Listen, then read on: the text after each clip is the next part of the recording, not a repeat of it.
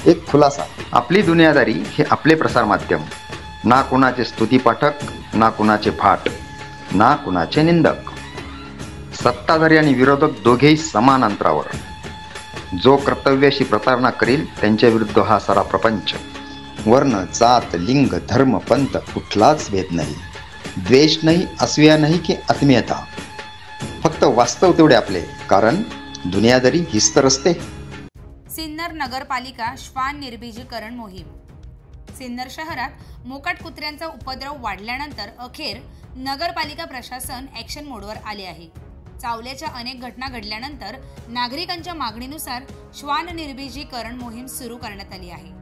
मोकाट कुत्र्यांची संख्या झपाट्याने वाढत असल्याने शहरवासीय त्रस्त झाले होते. या पार्श्वभूमीवर सिन्नर नगरपालिकेने 2 दिवसांपासून श्वान निर्बीजीकरण मोहीम सुरू केली आहे. छत्रपती संभाजीनगर येथील कल्पक बहुउद्देशीय संस्था या मोहिमेसाठी नियुक्त करण्यात आली आहे.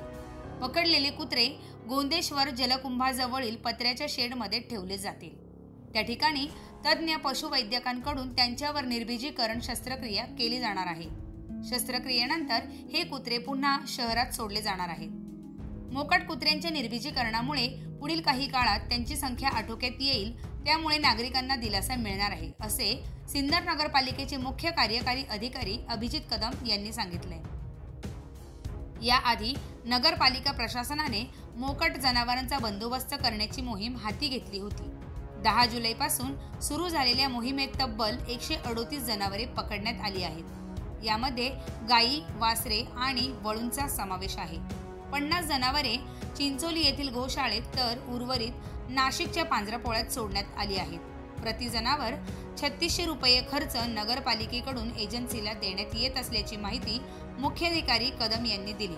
मोकाट जनावरे आणि कुत्र्यांच्या उपद्रवावर अंकुश आणण्यासाठी नगरपालिकेची ही मोहीम कितपत प्रभावी ठरेल याकडे आता सिन्नरकरांचे लक्ष लागले आहे.